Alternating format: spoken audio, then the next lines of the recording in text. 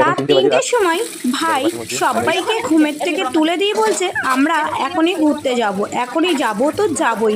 আর বলো তো কে কার ভালো লাগবে ঘুমের থেকে উঠে এইভাবে বাসন মাজতে? রাত ৩টের সময় কেউ বাসন মাজতে পারে? আর এই যে আমি বগর বগর করছি বলে ভাই হেল্প করে দিচ্ছে, জন্য আমি একটু বগর বগর কম করি।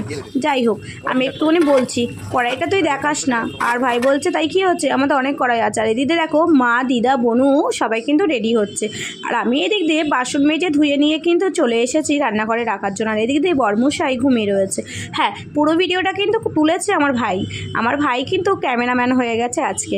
আমরা সবাই একটু একটু করে রেডি হয়ে বেরিয়ে গেছে। আর মা ঘরের মধ্যে কী খুঁজছে আমি জানি না, দিদা নিয়ে চলে এসেছে হাতে করে গোপাল। আর আমরা কিন্তু রেডি হয়ে বেরিয়ে যাচ্ছিলাম। আর হট করে মার কি মনে পড়লো, দরজা খুলে চলে গেল। আমি আর ভাই আর আমার বড় ছেলে মেয়ে চলে গেছি ফাঁকা মাঠের মাঝখানে। তোমরা ভাবছো ফাঁকা মাঠের মাঝখানে কেন যাচ্ছি কারণ আছে। কারণ হচ্ছে আমার মেয়ে আর হচ্ছে আমার পুচকি বরকে নিয়ে আসার জন্য।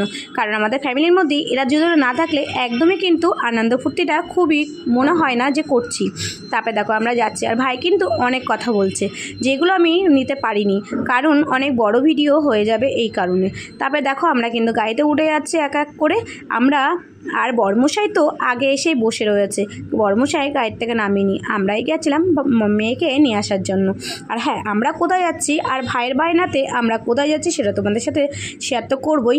নেক্সট ভিডিওতে অবশ্যই দেখাবো যে ভাইয়ের বায়নাতে আমরা কোথায় গেছি। আর এই পুরো ভিডিওটা তোমাদের কেমন লাগলো অবশ্যই কমেন্ট করে